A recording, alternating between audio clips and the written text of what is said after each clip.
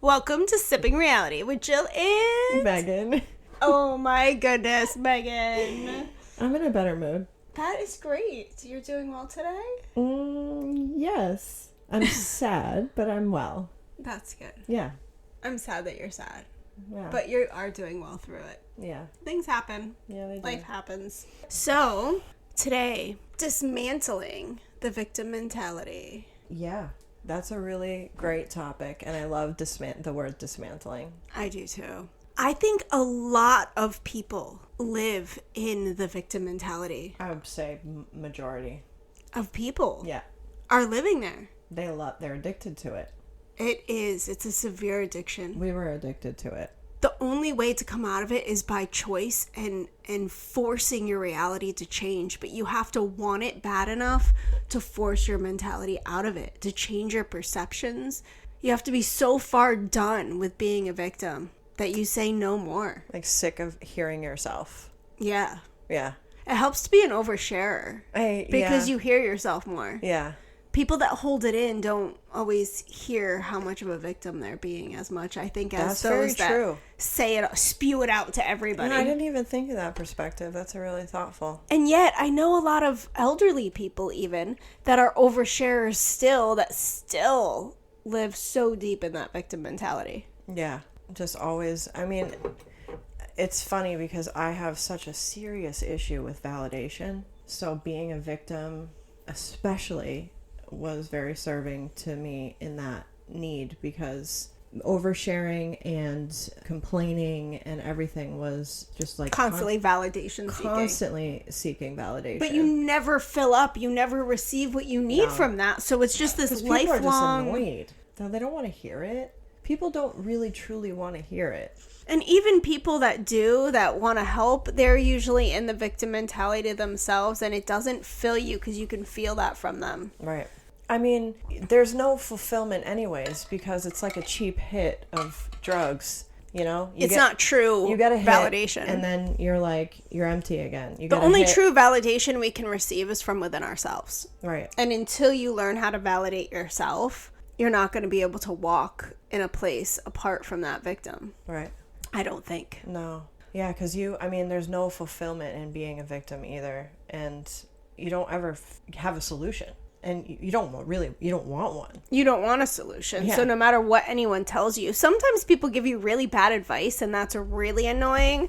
But every once in a while, somebody gives you some really good advice and you still find a way to deny it. Well, people actually create chaos in order to stay a victim, even if there's nothing happening to them. Yes. Well, that's why to be poor, there's so many issues with your life when you're poor, right? If something goes wrong with your car, it could destroy your whole world, right? You can't get to work now. You can't make any money. There's all these things that you could go into. But it's amazing when you meet somebody that has all the money in the world, they still find endless things to complain about. Right. And that's not based on circumstance. It's Nope. based on perception Mentality. and desire to be a victim. Yes, an addiction to being a victim. And in some of my writings in the beginning of our living journal, I started to recognize that if I wasn't a victim, I thought I was nothing. I literally needed that identity to exist because I didn't know how to exist apart from it. I didn't realize there was even a me apart from that victim. Yeah. And it was terrifying to think of coming out of that victim role because then I'm nothing. I thought I was going to disappear. I mean, not in reality, not consciously, but there was a part of me that held on so desperately as if it was going to disappear. And it's true. There was a part of me that was going to disappear, that victim part. Yeah. And it wouldn't let me go. It's funny. That's interesting to bring up with parts work. Yeah. It's like you're afraid to let them not have the lead anymore. Yeah. That part of you. No, and they're afraid to let you take over the lead. Yeah. They've been in control. They're like, no, for so I've long. been protecting you, and you don't have this like me. And you're like, no. And they're afraid they won't exist anymore. Right. If they don't have control. Yeah. I honestly don't think that there's anything separate from parts work that makes more sense for how our brain functions and our personalities function. Yes. We've brought up the book No Bad Parts before. It's a really interesting We gotta read finish that. and understanding of psychology and healing. Yeah. And that's very helpful. Yeah. It's been extremely helpful on my walk. So I appreciate I don't want to call it a theory because I actually am experiencing it in my life. The truth of it, yeah. Yeah. So, yeah, I just think it's really, really wonderful. I was going to say something. I think it's so important. Oh, Megan's got something. No, let's go. Go. I forget. I was going to say that we used to be serious victims together. Oh, yes. Yeah. We were. We used to talk on the phone all day long, and all we did was complain. Everything out of our mouth was a complaint. Yeah. And We had a lot to legitimately complain about, but if we changed our perception, we still have a lot we could complain about, but I don't want to complain about it. I don't. I think we got to a point where we were literally sick of hearing each other and ourselves. Yeah. We said that at the same time. Yes, and it's about a perception shift. It's about seeing the challenges in your life and being, first of all, willing, and then doing it to change the story behind those things in your life. Okay, things are hard now, but I'm going to be able to do this because of it. I don't know. It's a whole mental shift, but we have to want to have that mental shift, and we have to overcome the fear of losing the victim mentality in order to enter into that shift. I've always had this image of people who can't see outside of themselves. Like, what is the key that, like, unlocks someone's bubble that they stay in, right? This like, they've got this, like, little bubble that they're living in, and what is the key that can unlock that? And it's like, nobody can unlock that for someone. It has to come from within the bubble, from within the person.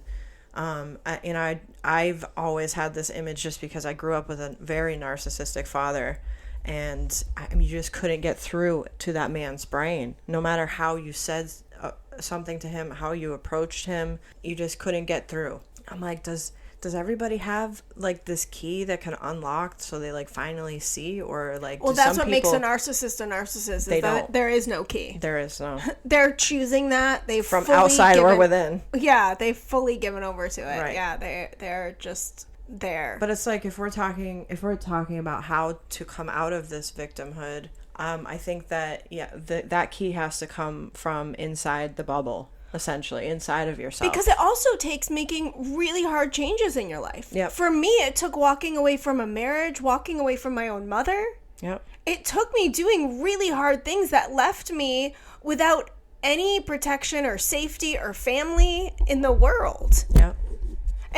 But there's always an open door on the other side that you can't see. So now I have family. Megan's treated me more like family than any of my family has my whole life. Yeah. And I have family now. Yep. So I gave up family, that blood family and marriage that didn't treat me like family, that kept me down, to step away from that, to open space to actually create my own family. Yes. Blood or not blood. Right. And that's a beautiful thing, but we sit in a room like a rat pressing on a lever with food coming out less and less and less, and we have to press more and more and more because we're so terrified to leave that room because we don't know if there's any food outside of that room, so we're going to stay and press that lever till we get food. We're living off breadcrumbs instead of stopping, using our energy that we have left to go out and search for some food, only to find them when we walk right out that door, there's a storehouse of food that will last us a lifetime. Right. Well, what happens is these breadcrumbs create a literal trauma bond in your brain. It becomes very addicting and very hard to walk away from the cycle of that. Yes, we are not ignoring how difficult it is to be ready to make that mind shift. Yeah. Yeah, it has been difficult for us. It took us a long time.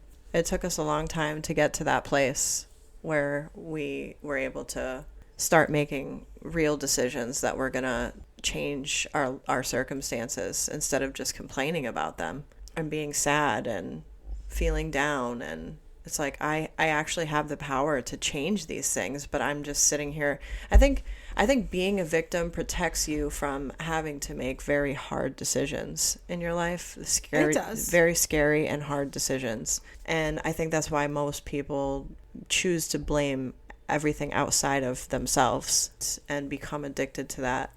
Like, no, don't give me a solution. This is out of my control. This is happening out of my control. And it's a very protective way of not having to make any hard decisions. Well, when I left my marriage, I thought that the decision I was making was to be homeless with my 5 children. And that wasn't true. And it wasn't true. Penniless, without having a career for the last 7 years. That was the only outcome that was going to happen if I walked out of that marriage. So I was going to end up with these 5 children and possibly lose them because I was homeless. Right. I was going to end up in a homeless shelter, and I was going to have to get through that. And I knew I think I got to the point where I knew I would. I don't think I did. I got to the point where I knew I could do that. And I was like, okay, well, if that's what I have to do to get out of this hellish nightmare, because I'm done, then that's what I have to do. And when I became willing to face that reality, when I became the rat willing to face that I might leave that room and not find any food, but it was better than sitting there pressing that damn lever over and over and over again until I died pressing this lever. I said no more. I was willing to not find food, right? Yeah. I walked out the door, and 2 years later, I'm not homeless, nor have I been in the last 2 years. Yeah. And it wasn't even reality. My future is still unseen. Yeah. But I'm willing to face whatever the future has to hold now, because you know what? I can't even use words to express how much better my life is today than it was 2 years ago. God.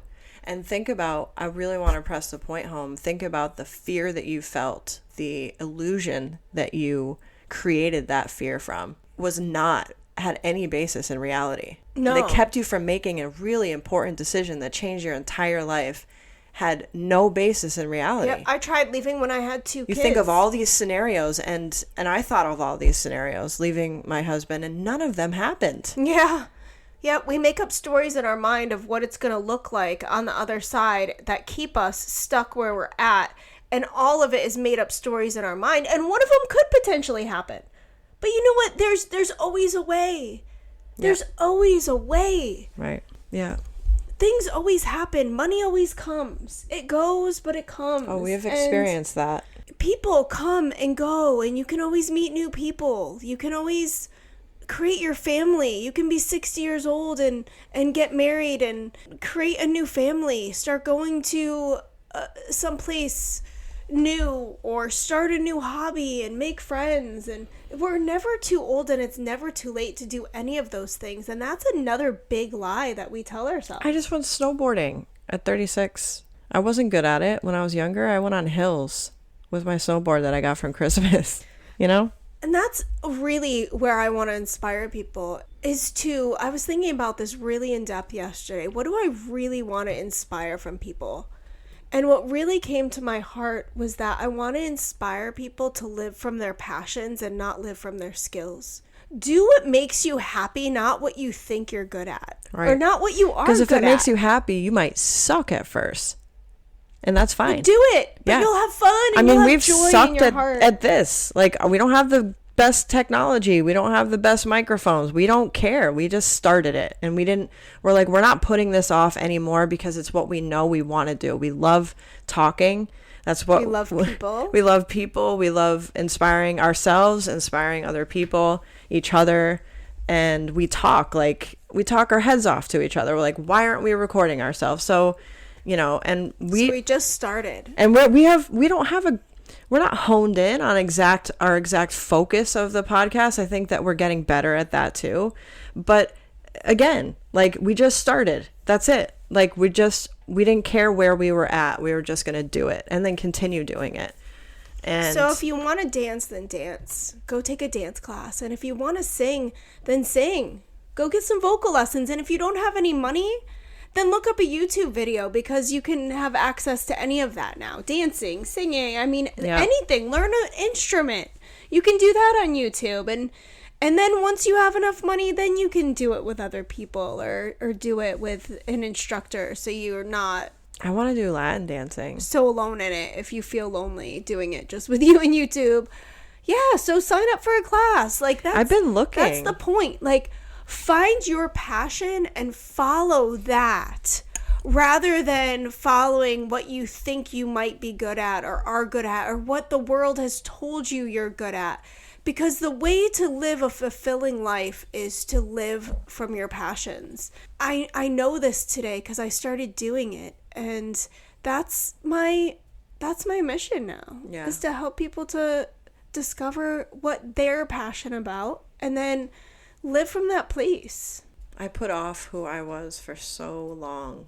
I really had no idea. Once I left my husband, I'm like, what? Like, who? I haven't written anything since high school.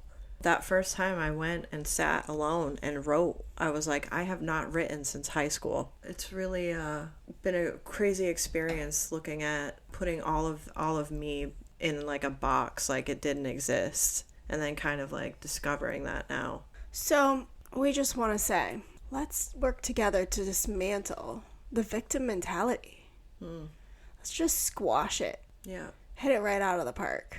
Yeah, we don't need that addiction. So many people die in that place, and you don't have to. Yeah. And we don't either. And we're not gonna. Nope. No. Not today. Well, thank you so much for being with us today. We really love hearing all your comments and your feedback. We love you guys. And don't forget to like, subscribe, and share. And we'll talk to you soon.